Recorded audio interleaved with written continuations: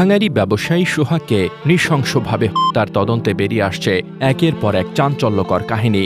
এই হত্যার নেপথ্যে আধিপত্য ও চাঁদাবাজি নিয়ন্ত্রণের কথা তো সবারই জানা। এবার ঘটনাটিতে কয়েকজন প্রভাবশালীর নামও উঠে এসেছে তদন্ত সংশ্লিষ্টদের কাছে। জানা গেছে, এই হত্যার ঘটনায় মামলা থেকে বাঁচতে মব তৈরির চেষ্টা করেন খুনিরা। ঘটনার দিন সোহাগকে মারধরের পর সেখানে দূরে দাঁড়িয়ে থাকা লোকজনকেও হামলায় অংশ নেওয়ার জন্য ডাক দেয় তারা, যাতে এটিকে মব বলে চালিয়ে দেওয়া যায়। পুলিশের প্রাথমিক তদন্তে এ ধরনের নানা তথ্য বেরিয়ে আসে। গ্রেপ্তারকৃতদের জিজ্ঞাসাবাদে একই ধরনের তথ্য মিল পান তারা।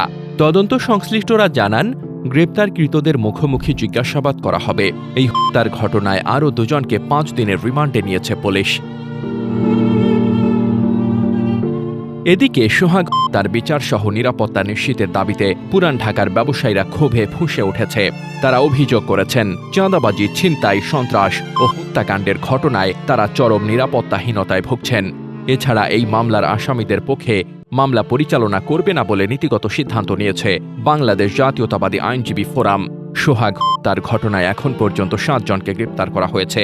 তার মধ্যে গ্রেপ্তারকৃত সজীব ব্যাপারী ও রাজীব ব্যাপারীকে 5 দিনের রিমান্ডে নেওয়া হয়েছে।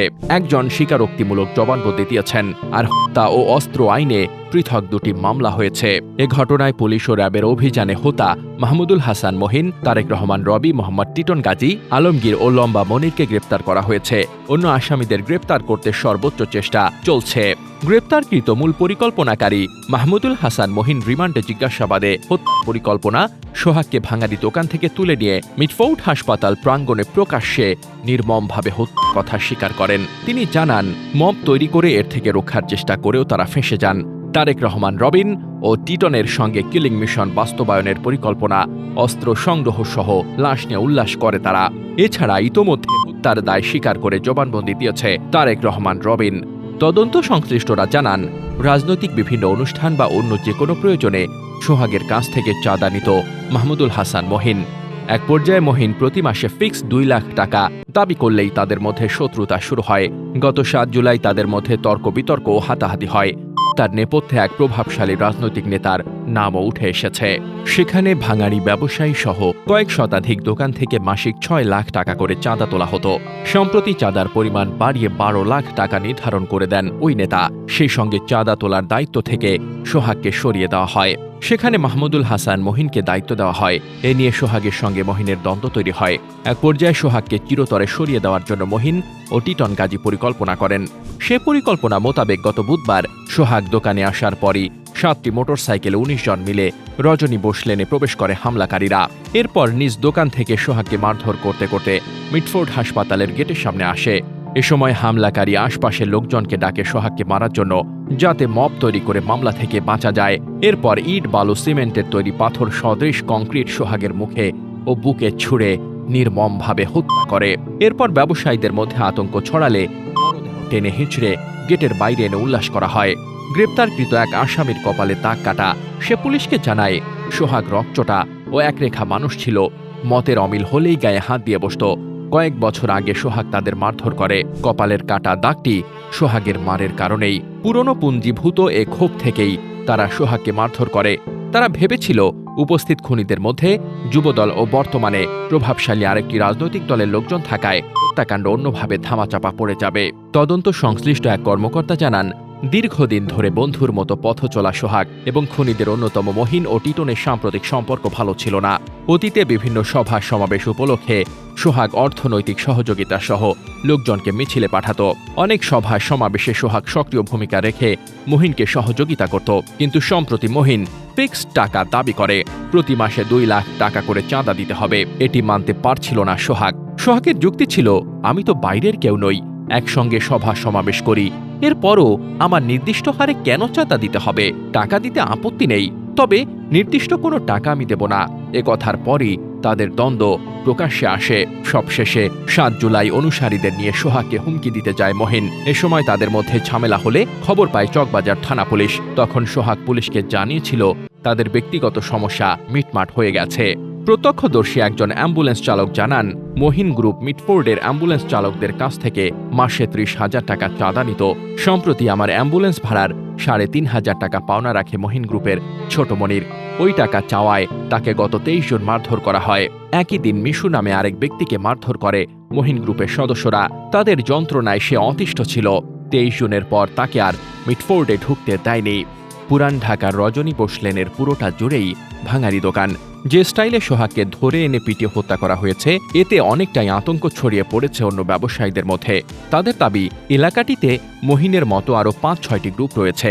মহিন গ্রেপ্তার হলেও অনুসারী ওই গ্রুপগুলো তাদের হুমকির কারণ হয়ে দাঁড়াতে পারে। একাধিক ভাঙারি দোকানিরা জানান, ৩ মাস আগে সোহাগের দোকানটি ভাড়া নিয়েছে। আগে পাশেই অন্য গলিতে দোকান ছিল। বুধবার দোকানে আসার ৫ মিনিটের মধ্যেই মহিন গ্রুপ মোটরসাইকেলে এসে তাকে ধরে নিয়ে যায়।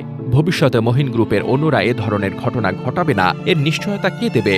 এদিকে সোহাগ তার আসামিরা সকলে যুবদল, স্বেচ্ছাসেবক দল ও ছাত্র দল সহ বিএনপির বিভিন্ন অঙ্গ সংগঠনের রাজনীতির সঙ্গে জড়িত। যদিও পুলিশ বলছে আসামির রাজনৈতিক কোনো পদপদবি তারা এখন পর্যন্ত খুঁজে পায়নি। ব্যবসায়িক বিরোধের জেরেই বীভৎস হত্যাকাণ্ড। কিন্তু নিহতের স্ত্রী লাকি বেগম বলছেন, দীর্ঘদিন ধরে তার স্বামীর দোকান থেকে চাঁদা দাবি করে আসছিল। তার স্বামী চাঁদা দিতে চায়নি, এ কারণে তাকে হত্যা করা হয়েছে। বিগত আওয়ামী লীগের আমল থেকে বংশাল থানার ডিসি রয় রোডের জননী বোস লেন সংলগ্ন মসজিদের সামনে ভাঙারি মালামালের ব্যবসা করতেন সোহাগ। নিহতের মেয়ে সোহানার নামে দোকানের নাম সোহানা মেটাল করা হয়।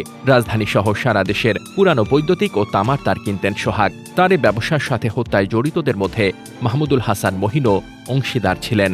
আওয়ামী লীগের সময়ে সোহাগ পুরান ঢাকার সাবেক এমপি হাজী সেলিমের শেল্টারে ব্যবসা করতেন। ব্যবসার ৭০% লভ্যাংশ সোহাগ একাই নিতেন। ৫ আগস্ট আওয়ামী লীগ সরকারের পতনের পর চকবাজার এলাকার ৩০ নম্বর ওয়ার্ড যুবদলের সাধারণ সম্পাদক প্রার্থী মাহমুদুল হাসান মহিন ব্যবসার ৫০% লভ্যাংশ দাবি করে আসছিলেন। লভ্যাংশ এবং আওয়ামী লীগের সময়ে ব্যবসার লাভের হিসাব নিয়ে বিরোধ তৈরি হয়। এ বিরোধের জেরেই ব্যবসার আধিপত্য ধরে রাখতে মহানগর যুবদল নেতা রবিউল ইসলাম নয়নের শেল্টারে যায় সোহাগ। অন্যদিকে মহিন ছিল যুবদলের আরেক নেতা ইসহাক সরকারের গ্রুপের।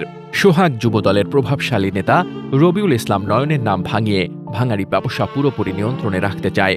তার শিকার হওয়ার একদিন আগেও কয়েক লাখ টাকার চোরাই তামার তার কেনেন সোহাগ। এতে মহিন তামার তারের ব্যবসা বাবদ তার কাছ থেকে ২ লাখ টাকা দাবি করেন। এ নিয়ে ওই দিন গোলাগুলির ঘটনাও ঘটে। সোহাগ তার দৃশ্য যেন মধ্যযুগীয় বর্বরতাকেও হার মানায়। তাকে শেষ করার মধ্য দিয়ে শুধু একটা জীবনকেই কেড়ে নেওয়া হয়নি, ফুলের মতো 2টা বাচ্চাকে করা হয়েছে এতিম। 10 বছরের ছোট্ট ছেলে সোহান বাবার কবরের পাশে দাঁড়িয়ে ফুঁপিয়ে ফুঁপিয়ে বলেছে, আমার বাবাকে ওরা এভাবে মেরে ফেললো, আমরা এখন কোথায় যাব, কার কাছে থাকবো, কে আমাদের ভরণ পোষণ দেবে? আমার বাবা মানুষজনকে সাহায্য করত, এখন আমাদের অন্যের সাহায্য নিয়ে বেঁচে থাকতে হবে। সোহাগ ওরফে শরীফ মামুন ছিলেন পুরান ঢাকার চায়নাপট্টি ও রজনী বোস লেন এলাকায় একটি ভাঙারি সিন্ডিকেটের প্রধান নিয়ন্ত্রক। বৈধ পণ্যের আড়ালে তিনি চোরাই তার ও অবৈধ অ্যালুমিনিয়াম ব্যবসার নিয়ন্ত্রণ করতেন। তার নেতৃত্বে গড়ে ওঠা চাঁদাবাজ ও সন্ত্রাসী সিন্ডিকেট দীর্ঘদিন ধরে ব্যবসায়ীদের জিম্মি করে রেখেছিল। দলবল নিয়ে চলাফেরা করতেন এবং ব্যবসায়িক দ্বন্দ্ব কিংবা পাওনা টাকা চাওয়ায় ব্যবসায়ীদের মারধর করতেন, যার ভিডিও প্রমাণও রয়েছে। ২০২৫ সালের ৯ জুলাই এই সিন্ডিকেট দ্বন্দ্বের জেরে সোহাগ নিজেই হন। তার পেছনে ছিল তারই সহযোগীদের অবৈধ স্বার্থ ও আধিপত্যের লড়াই। এই হত্যাকাণ্ড ঘিরে এলাকায় চাঞ্চল্য ছড়িয়ে পড়ে এবং ব্যবসায়ীরা বিচার ও সিন্ডিকেট মুক্ত বাজার ব্যবস্থার দাবি তোলেন।